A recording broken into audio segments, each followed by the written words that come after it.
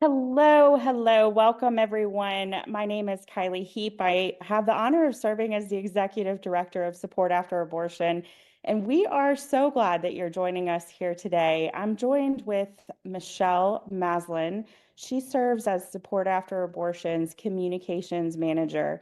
Michelle has over 35 years of experience in marketing and communications, and she holds a bachelor's in international business and an MBA with an emphasis in marketing. She and her husband have personally navigated reproductive loss through miscarriages and stillbirths, giving her a personal perspective on grief and healing and the power that compassionate support has on our lives. Today, we're guiding you through a packed evidence-based training that's complete with practical tools and assessments that you can take back to your centers and to your practices. We hope that this session will equip you to help your clients to navigate relationships and build strong support systems for their healing. Because partners, families, friends, professionals, and others can all play a role in a person's healing process. And a lack of support can seriously impede emotional recovery. I want to share with you that you're going to receive an email around 1 o'clock today Eastern Time, and it's going to have all the links. Everything that we share today is going to be included in that email. So you'll get all of the tools that we discuss. And next week, we're going to email you with a written recap and a video replay of this training so you can focus on just listening and absorbing today and not have to worry about trying to write everything down and take screenshots. We are going to approach our 5th anniversary in April. It's so hard to believe, but we have been serving clients and equipping providers like you with the best tools to support women and men struggling after abortion. Our hope, our goal is that you take away knowledge and best practices and helpful tools that you can implement immediately with yourselves and with your clients. And here's what you're going to gain today. So let's read through this together. You're going to apply some practical tools to manage emotions and navigate stress. We're going to understand the effects of abortion on relationships and how to foster healthy connections. We're going to recognize how stress impacts the brain and the body, and the ability to receive support, including some gender-based differences in coping mechanisms. You're going to have some assessment tools for personal and external support systems and promote self-advocacy and self-compassion skills to advance healing and resistance. Each tool icon that you see represents a handout or a link that you're going to receive in that 1 o'clock email to help you put this training into practice. So let's jump right in. From walking alongside your clients, that abortion can bring about a plethora of emotions, from relief to grief to anger to sadness, anxiety, depression, loneliness, and more. And when emotions feel overwhelming, discussing support systems or relationship issues with clients can sometimes seem impossible. So I want to take a look at some coping skills and tools that you can share with your clients to help them navigate their emotions and get to a more stable place to tackle their challenges. These are great tools that we can also use for ourselves. The first one is grounding techniques. I know many of you are familiar with this and may even include it in your practice and in your daily lives. Grounding techniques can calm emotion because they help to regulate our nervous system, and they shift the focus away from our distressing thoughts, and they create a sense of control in that moment.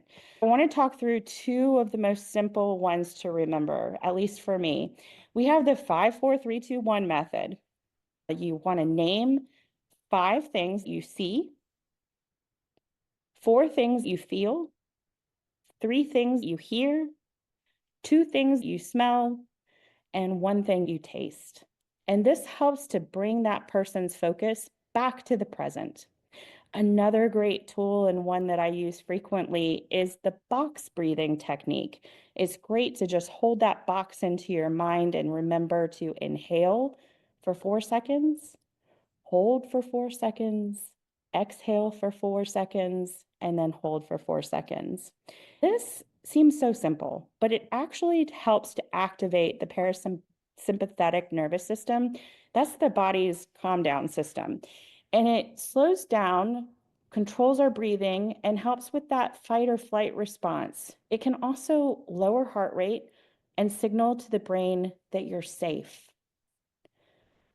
Often, hurting individuals may struggle to identify or communicate what they're feeling. So, we have a self reflection exercise that can help them to become more self aware and give them tools to talk about their emotions. The feelings wheel. You may have seen this before. I've actually seen it on Etsy as a pillow that would be a great in person type of prompt to have with your clients. The feelings wheel helps to identify and articulate some specific emotions beyond just mad, sad, happy. You're going to write down thoughts and feelings. You can journal this, and you can help your clients to process emotions and recognize patterns within their emotions. This worksheet allows for this kind of self reflection. It allows people to color in their own emotions, explore different words that might help them to explain better what they're feeling. And as a reminder, you're going to get this resource at 1 o'clock, so don't stress out right now. I know it's a lot to receive. Another self-calming skill is cognitive reframing. This is something that helps clients to challenge their negative thoughts and replace them with a balanced perspective. So we have a worksheet for you, a handout, and it will be in that 1 p.m. email. You're going to get tired of me saying that. Within the worksheet, we talk about identifying the situation, recognizing your initial thoughts to that situation, identify the emotion, challenge the thought, reframe the thought, and notice the emotional shift. There's another tip for helping clients process their emotions and reframe their thoughts. Many people are harder on themselves than they would be on a friend. I'm sure you can relate to that feeling. And encouraging people to tell their story with that kindness and understanding as if they're hearing it from a friend can help them to begin to see themselves in a more compassionate light. It's a great reframing tool that we use here at Support After Abortion. Another tool is physical movement. Walking, stretching, or engaging in some sort of exercise can also help us to process our emotions physically. There's also creative outlets. People express themselves through art and music, other forms of creativity that allow them to kind of process their emotions and do so in a safe place. Something else that can be helpful is just talking to a supportive person, whether it's a friend or a therapist or even within a support group. Sometimes just verbalizing your emotions can lessen their intensity. So, support groups and coaching is another tool that we use. We connect with each other so that we can help to recognize that other people are having similar experiences. And sometimes that in itself helps clients to feel a little less alone. We are going to talk a little bit about calming emotions and how calming our emotions can help a client to have a more fruitful conversation with you. But why is working on relationships after abortion so challenging? Let's dig into that. According to the Guttmacher Institute, almost half of women said that relationship issues were a reason why they had an abortion. Let's say that again. Half of women are sharing that relationship issues were a reason why they had an abortion. And those relationship issues, I know, they don't just disappear after the abortion. In fact, often abortion experiences can make existing relationship issues even worse. And issues can develop after abortion that weren't even there before, or at least maybe they weren't even noticed before. According to a public survey that was conducted by the Harvard School of Public Health, nearly half of the US adults say that stress makes it more difficult to get along with family members. Who here can relate to that? Nearly half of US adults say that stress makes it more difficult to get along with family members. So now we're talking about that complication of trying to find support systems to navigate a traumatic event and having all of these layers of stress that impede a productive conversation. So for those that are navigating tension related to abortion, this can make it really difficult to get an adequate amount of support. Add to that there's a ripple effect of abortion. Often the emotions and the tensions and the challenges don't only involve the woman and the man that are involved in the pregnancy and the abortion, but they include all the people around them, especially their friends and family.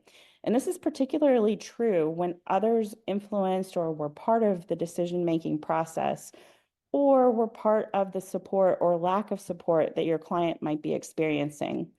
It results in people saying, I feel so alone. How often have you heard that when you've been caring for clients? Let's look at just a few quotes from our clients that highlight some difficult relationships and communication that can be had after abortion. I feel so alone.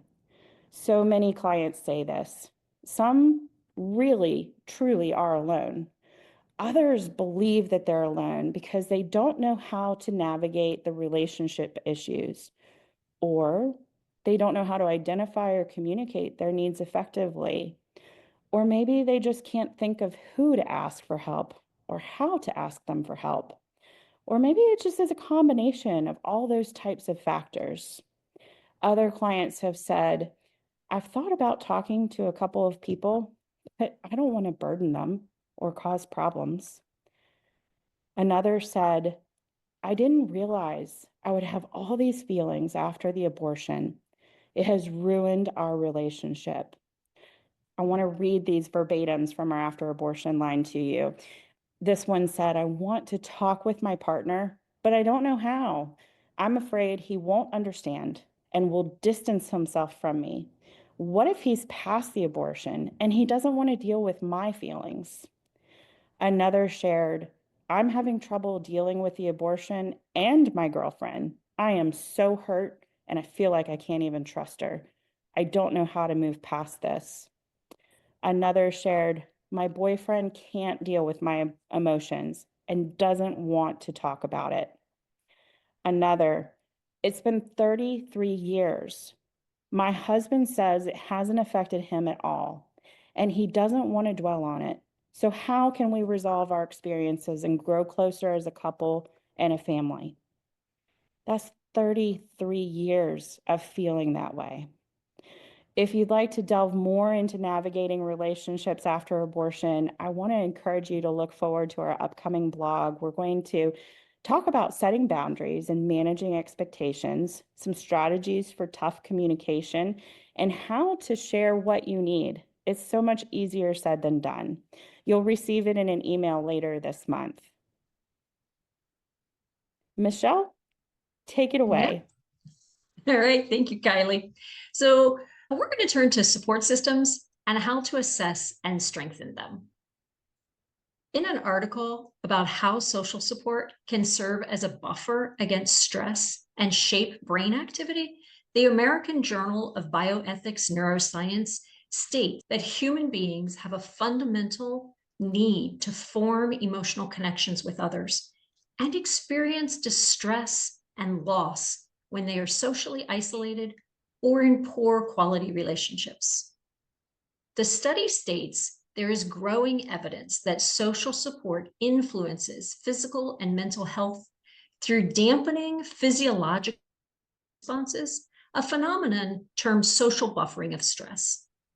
While this may seem intuitive to you and others who walk with individuals in any type of stressful situation and see their struggles to deal with their relationships and find support, it's really cool to have scientific studies and research documenting that having or lacking social support can affect a person's physical and mental health.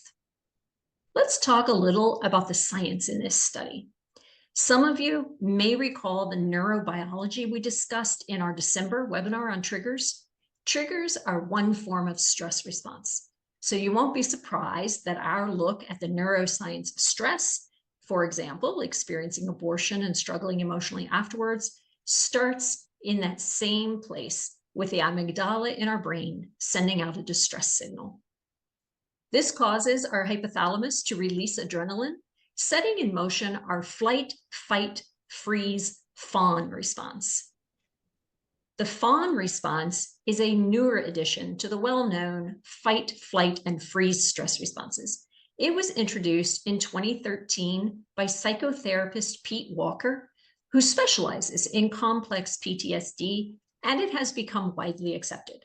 Fawning is a survival mechanism where a person appeases, people pleases, or submits in order to avoid conflict or danger. This response often develops in individuals who have experienced trauma, particularly in childhood, where pleasing others was the safest way to avoid harm, whether physical, emotional, or psychological. The fawning response can feel like walking on eggshells, constantly trying to keep the peace and avoid conflict. And it often becomes a deeply ingrained pattern. Over time, it can make it harder for the person to recognize their own needs or set personal boundaries. Along with the hypothalamus releasing adrenaline, starting that flight, fight, freeze, fawn response, our adrenal glands release cortisol, which serves as energy for our response and which saves the distress in our memory. That's why, as we discussed in the December webinar, when something triggers our memory, our brain thinks it's a current threat and starts this process all over again.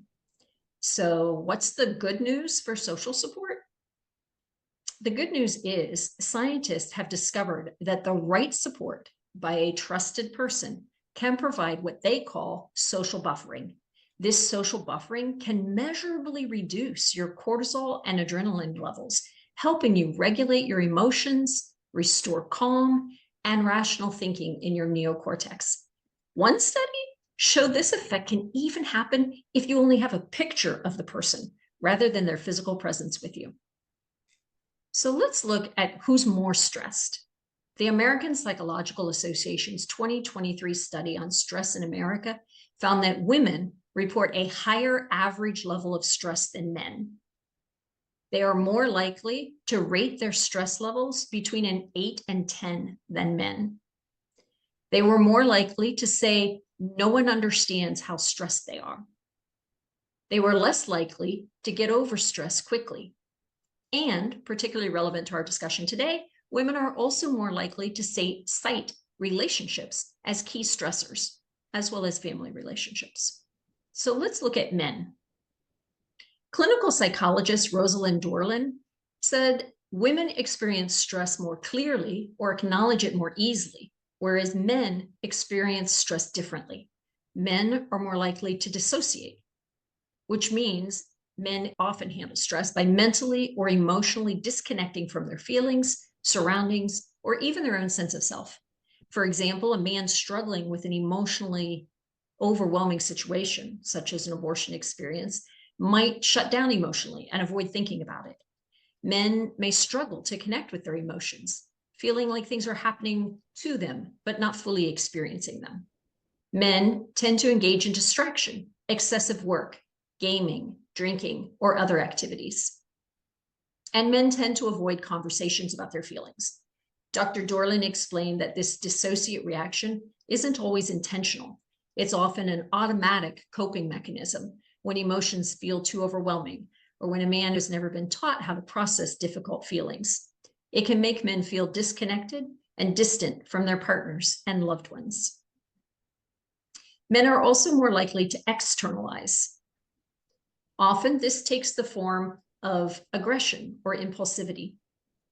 Impulsivity can lead to reckless behaviors like excessive drinking, risky sexual behavior, or dangerous driving. It's worth noting that opposite to men's likelihood to externalize stress, women are more likely to internalize stress, which can lead to physical and mental disorders.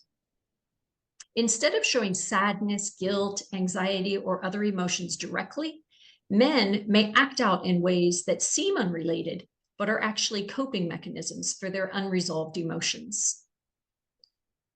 When a man experiences difficult emotions after abortion, whether it's grief, guilt, anger, or powerlessness, he may not even realize these feelings are connected to the abortion. Instead, those emotions may show up in behaviors like anger and irritability. He may lash out at his partner, coworkers, or even strangers, reacting more aggressively than usual. Violence or conflict. Some men may get into fights or become verbally aggressive as a way to channel their inner turmoil. Substance use, drugs, or alcohol can become a way to numb emotions rather than process them. And control issues. Feeling powerless during the abortion decision may lead to overcompensating in other areas to control relationships or situations. Dr. Dorlin explained these reactions aren't about bad character, but rather about unprocessed pain.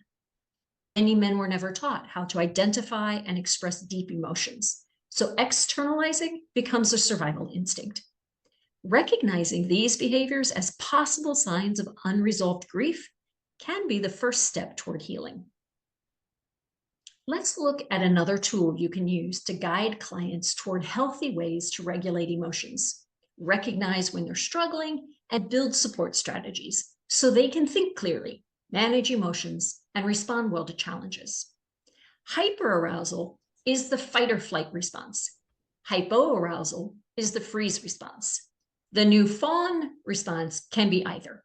It's hypoarousal is similar to freeze when the person shuts down, numbs, or submits as a survival strategy, but it could involve hyperarousal, especially when someone is anxiously scanning for others' needs or adjusting their behavior to avoid conflict. So in this diagram, at this point, these flight, fight, freeze, fawn symptoms are out of control. Before they were out of control, we were in a state of dysregulation. That's when you're beginning to feel symptoms. Before you hit fight or flight mode, you feel agitated, anxious, angry, uncomfortable. Or before you hit freeze mode, you begin to feel disconnected and like you're shutting down. And before your emotions started to become dysregulated, you were calm, cool, collected, connected. This mental and emotional space is your window of tolerance. It's the optimal zone where you can effectively process emotions and respond to stress. Stress and trauma can shrink your window of tolerance, moving you more quickly into dysregulation and out of control symptoms. Tools and training can expand your window of tolerance. Then it takes more to move you out of your calm, cool, collected state. It takes more for you to become dysregulated, and you become more aware of when you start to feel dysregulated. And you're better able to cope with and calm those feelings in order to stay within your window of tolerance. In our 1 p.m. email, you'll receive a link to the webinar where we did a deeper dive into the window of tolerance and this worksheet that was a part of that webinar. We're going to take a look at how women and men respond differently to stress, factors that can affect their ability to restore calm and return to their window of tolerance. These insights come from 3 studies by different researchers conducted in 2008, 2019, and 2022 that all reached similar conclusions. Women tend to use emotion-focused coping strategies, and men tend to use avoidance or problem-solving strategies. Men tend toward hyperarousal, but in the form of problem-solving. Women lean toward tend and befriend, another newer behavioral theory proposed by psychologist Shelley Taylor in 2000 that has been studied over the past couple of decades. This idea is that in stressful situations, some people, typically women, care for others and seek social alliances, empathy, and talking things through as a way to manage stress. It's linked to the release of oxytocin, which promotes calming and bonding. Rather than outward strategies like tend and befriend, men are more likely to shut down and withdraw. These studies discuss the likelihood that societal conditioning plays a role in all of this, as girls and women are encouraged to show emotions, whereas boys and men are conditioned to suppress their feelings. And perhaps not surprisingly, women find talking and emotional connections calming, and men find alone time, and physical activities help to calm. Keeping in mind all we've learned about coping with emotions, relationships, stress responses, the window of tolerance, let's turn to support systems and how to assess and strengthen them. So, who could be that trusted person or people that achieve this social buffering that can help reduce cortisol and adrenaline and help regulate emotions? When we look at a person's support system, it's valuable to distinguish between social integration and social support. Social integration is connection and participation in social networks. It looks at a person's roles, relationships, and engagement within groups. The focus is on involvement and quantity. And what's key to note is that social integration can exist without direct emotional support. Social support, on the other hand, is focused on the quality of social relationships and the direct help and encouragement the person receives from their networks, partners, friends, family, colleagues, professionals. It's the psychological, emotional, and material resources others provide that help them cope with stress and challenges. Our degree of social integration and social support varies among individuals and within families and groups. So it's important to remember that somebody can be very socially integrated, have lots of acquaintances, and participate in multiple groups, but have low social support, so they don't receive meaningful emotional or practical help. On the other hand, a person with a small but close-knit support system may have high social support despite being less socially integrated. So where do you all see yourselves? Let's take a poll. Kylie, will you get the poll started? Do you have high social integration and low social support, which is the A, or B, low social integration and low social support, C, medium social integration and medium social support, D, high social integration and high social support, or E, low social integration and high emotional support? Kylie, I'm going to move on, but I'll ask you in a little bit to share these results. We're going to look at a process that social workers use to identify support clients have. This process isn't just for your abortion healing clients. You can use it with anyone, abortion-minded, parenting, codependency, whoever you're working with. Truly, this can be helpful for anyone who could benefit from support for any reason. In fact, as we work through this information, think about your own network and the types of support you have. So social workers divide support in 4 categories: emotional support and empathy. This is someone who treats you with compassion and genuine concern. They listen to you and understand when you tell them about how you feel. In the context of after-abortion care, emotional support can help clients process their feelings, reduce feelings of isolation, and promote emotional well-being.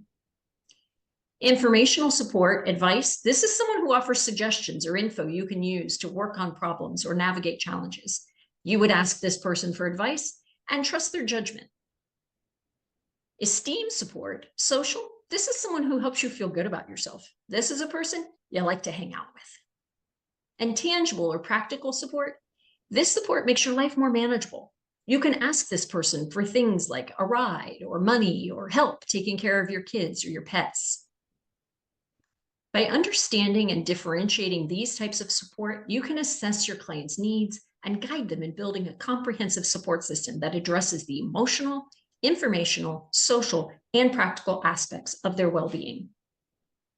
So what type of support do you have most and least in your life? Who in your life fills these support roles? Where do you have gaps? We'll take a minute where you can just think about that, and then we'll look at the poll.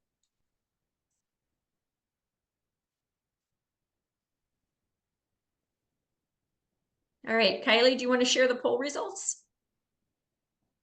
I do, and the poll is still active, so feel free to add your answer here, but the majority of you rated yourself somewhere between C and D. And the second most popular category was B, and about 16% said A, and 11% said E. So, Michelle, you want to interpret any of those comments? We're getting a couple Well, more E's now it that looks we're like you all looking at have it. pretty good support systems. Yeah. with, more than half of the people saying they have medium high social support and social integration, and a quarter saying they have high for both. That's really awesome. And we're going to be looking at ways to look at your gaps where you might want to explore expanding your social network. Thank you so much. Half of you participated in our poll, so thank you so much for sharing your insights. Yeah, that's awesome. Thank you, everyone, for participating in the poll. So thinking back to our discussion of the window of tolerance, no two windows are the same. Our personal histories, childhood experiences, temperaments, social supports, physiology, all of these variables affect our personal window of tolerance. Have you ever wondered why your clients with similar experiences respond so differently to seeking or receiving support? Let's take a look at what might be at work. From a brain perspective, early positive caregiving helps shape how we process emotions and respond to stress. It teaches us that support from others can help us feel safe and regulate our emotions. A person who grew up feeling safe and supported might find it easier to lean on a partner, friend, or counselor for support and comfort. But growing up with a difficult childhood, lacking strong emotional connections, or experiencing neglect or trauma might cause an adult to struggle to reach out for help, even when they need it most. So let's explore a little about the science behind why childhood experiences can impact a person's receptivity or ability to seek support in adulthood. Research shows that growing up with supportive early relationships leads to healthy attachment. Seeing attachment figures like mom, dad, family members as safety signals leads to positive social relationships, good self-esteem and personal control, and learning how to regulate emotions. Now let's look at social support. Putative biological markers, that means that these are factors believed but not yet confirmed to play a role in helping transmit signals in the body. And here's what these three circles mean. OT refers to oxytocin. It's that so-called bonding hormone. It's released in close relationships. More oxytocin and better ability to receive oxytocin can make a person more responsive to social support, helping them feel safe and calm in stressful situations.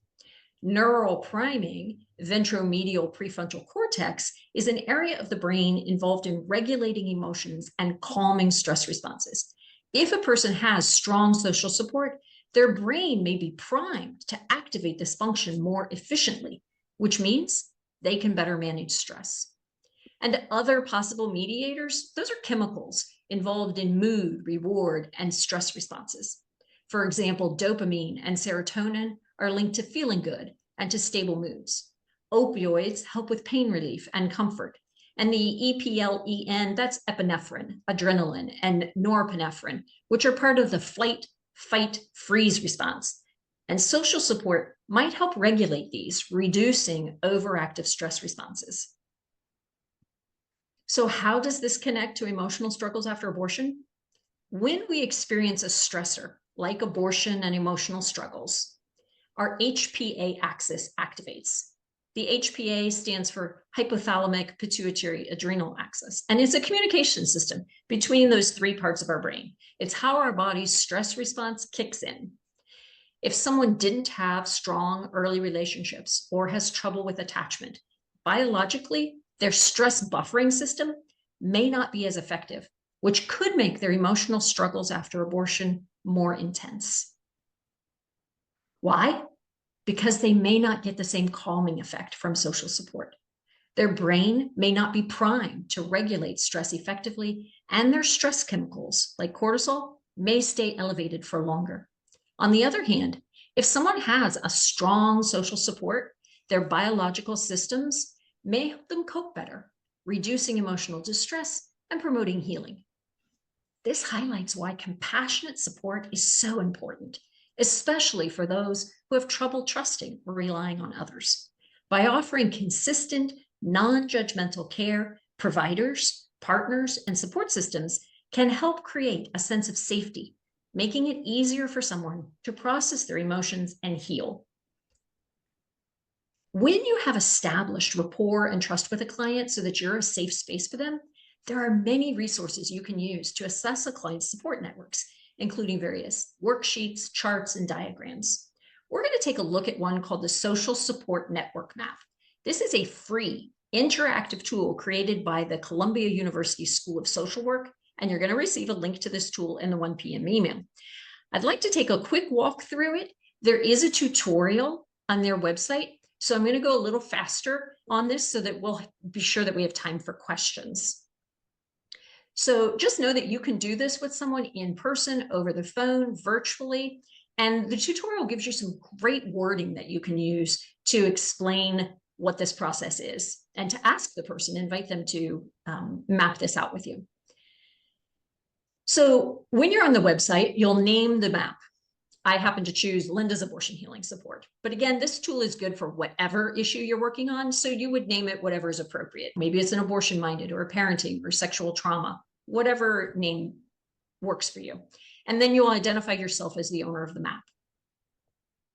You'll ask your client questions and you'll build out their support map. You'll ask them to name a person, how close you are to this person, very close, somewhat close, not close. You'll ask what kind of influence this person has on whatever this topic is, positive, neutral, negative.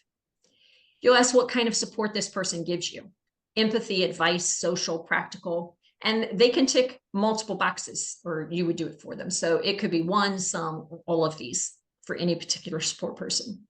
And then you have the opportunity to ask, is there anything else you'd like to say about this person that makes them special as a support person? They may say, it's been my best friend for 25 years, or it's my next door neighbor, or whatever. There's a box where you could put that in.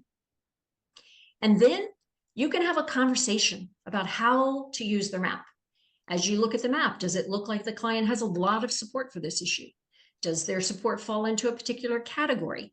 Does it help you identify weak areas? Where are there gaps in support? And talk about ways to expand their support. For example, you could say, what's keeping you from asking Jane for advice? Or what keeps you from asking Amber to hang out? And then you can also ask, who might you add to this map? Is there anyone else you could ask for support? An important thing to note is that Columbia's website does not save any map data for privacy reasons, but you can print it out and you can export it to your own drive so you could revisit it. You can export it on a laptop or desktop. It does not work on a phone to export. And you'll want to be sure that you remember the name and password you use for each map. We've also created a handout that you could use when you don't have a computer, or maybe it'll seem more conversational to do the mapping exercise with the client on paper. You can use Columbia's system to get familiar with the questions, and then you could use the handout when that's appropriate for you. And just for good measure, we're going to share this handout with you too. It is a social support self-assessment. It's another tool you can use with clients. And you might even encourage every member of your team to do an interactive network mapping or this assessment. In addition to your own benefit, working through this for yourselves may give you more insights for your clients as you help them identify and strengthen their support networks. Let's add one more tool to your toolbox. If a client's having difficulty thinking of someone, either when you reach the anyone else to add question or even in the beginning, you can use this who can I trust exercise. It's based on healthy relationships and trauma recovery. You can ask your clients to reflect on these 3 questions. Who feels safe to share my emotions with? Who has shown consistency and care in my life? And who has a healthy perspective and won't shame or pressure me? And you'll get that handout in today's email too. So look for space in your programs and processes where it makes sense to use social support network mapping. If you use our resources in Keys to Hope and Healing, this fits naturally in Key 2, You Are Not Alone. And in Unraveled Roots, you can incorporate it organically whenever a conversation about support systems would benefit the client. And you want to advocate for what helps you and for your clients to advocate for themselves. There's no one-size-fits-all way to share feelings or get support, even for the same person. It's okay if certain types of support don't feel helpful. What does feel helpful or unhelpful may change with different support people, different situations, different times. Ask yourself, does talking about it help or make it worse? Is it that way always, or just with certain people? And how does a particular type of support actually make you feel? And then if you're working with partners, you can encourage them to check in with each other about what's working and what's not. We also want to take a time to talk about self-compassion. Relationship work is hard, especially if we're not caring for ourselves in a healthy way. So encourage your clients to practice self-compassion. And remember this for yourselves too. As providers, you're on the front lines, hearing deep, often painful stories, holding space for clients as they process their experiences and navigate the complex routes that have led them to this moment. On top of that, you're balancing your own emotions, work, and family responsibilities. It's a lot. So, just as you encourage your clients to be kind to themselves, you deserve that same self compassion. And we have a handout for that. So, we have a tips for practicing self compassion and healing handout, and you'll get that at 1 p.m.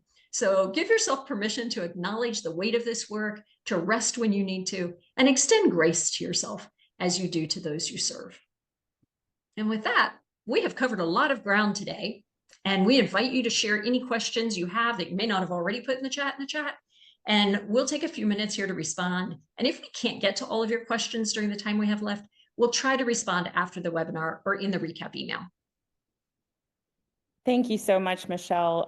One of the prompts that led us to today's conversation was hearing from so many of you that it becomes frustrating and demoralizing to care for clients and know that you're providing the very best care possible, but it's received in such a different way across different people. So we really wanted to get into the heart of that today.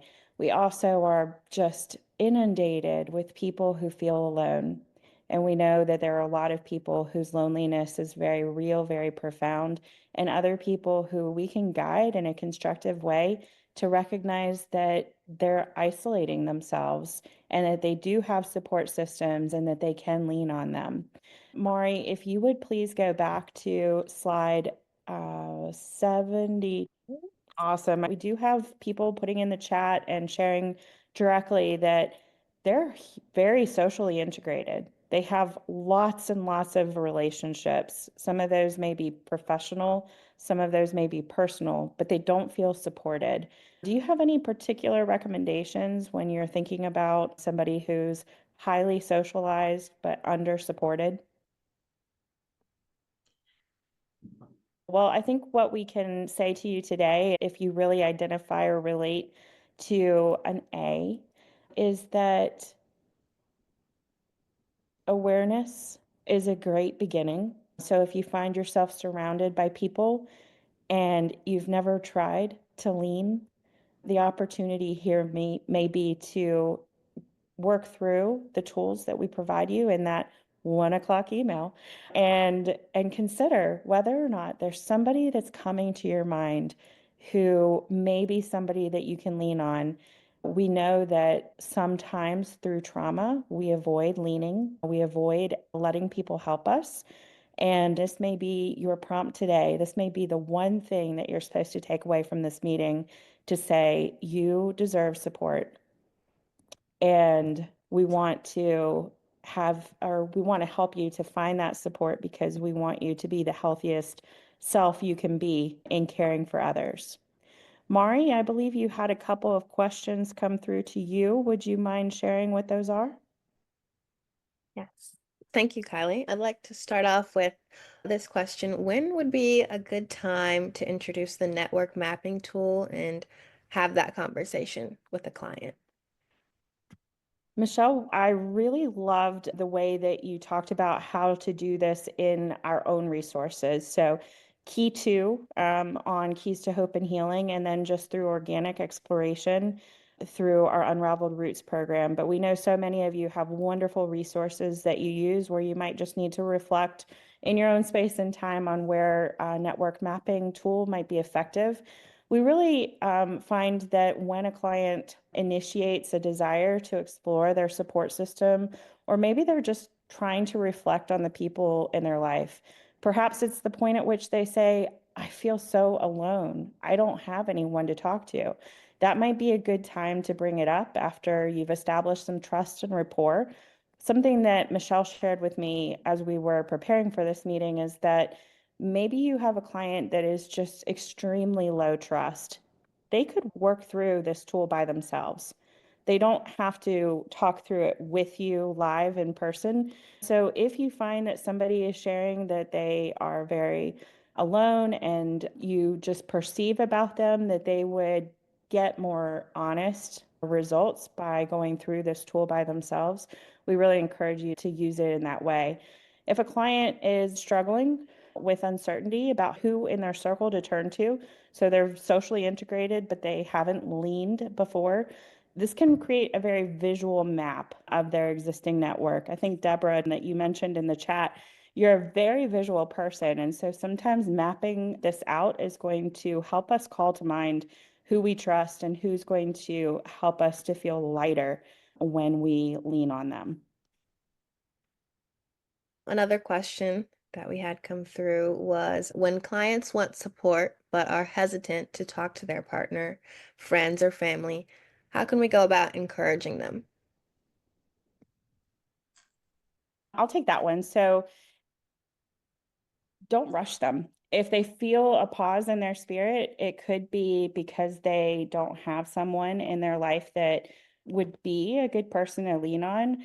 It could be that they just haven't thought of that person yet, or maybe they have reservations about leaning altogether, like I shared before. So let's just start by validating their feelings and acknowledging their concerns, and then explore some of the barriers that they think that they're facing, like, I don't know, perhaps fear of judgment, or maybe they don't want to be a burden. We hear that so often. I don't want to burden my spouse. I don't want to burden my parents with this information. Emphasize that there's an importance for connection, for emotional healing, and suggest that maybe therapy or a support group could be a resource for them to build that network, that framework around themselves. And then really reassure them that they can set boundaries, they can control the pace of these conversations. I think sometimes that when we begin to lean, that we think we have to lean all the way, but you're still in charge, right? We're still in charge. And as they are unpacking, as they are leaning, they can speak through what they're feeling as they receive support. So help them to identify that safe, empathetic person to reach out to and normalize that this is a positive, self-compassionate choice. One of the things that was brought to me when I was going through something really difficult in my life is the gift that we give other people by allowing them to support us. So often we don't think of it as a gift. We think of ourselves as a burden, but it's truly a gift to allow people to serve us. And we, on this call today, have made it our life mission to serve other people. So please hear the call today to receive support too. Another good one was how can we help clients evaluate whether someone in their support network has truly shown consistency and care? Ooh, that's a difficult one. Perhaps just ask them, encourage them to think through their experiences with that person. So, like, bring that person to mind, call up some of your most recent experiences with them where perhaps you were experiencing some distress, and ask some questions like, when you felt overwhelmed, did the person show up? Did they seem judgmental? Did they give you space, or did you feel rushed? Think about this person. Do they validate you? Do they regularly offer comfort when you share something with them? Do you have that icky, sticky feeling after the fact where you're like, oh, why did I do that? Why did I fall in this trap again? But and then if they say, gosh, no, I shared and they withdrew from me, or they became harsh with me, or they became codependent with me and tried to fix my problems for me, then that person probably isn't the safe person that you should go to. So hopefully that helps to guide you. Absolutely. And how can we help clients identify and navigate negative influences in their support network? Negative influences? I think some of what we just talked about, like how do you feel around the person? Are they comfortable? Can you count on them? Do they show up when you need them? Or are they unpredictable themselves? When you share a problem with them, do they share another one back with you?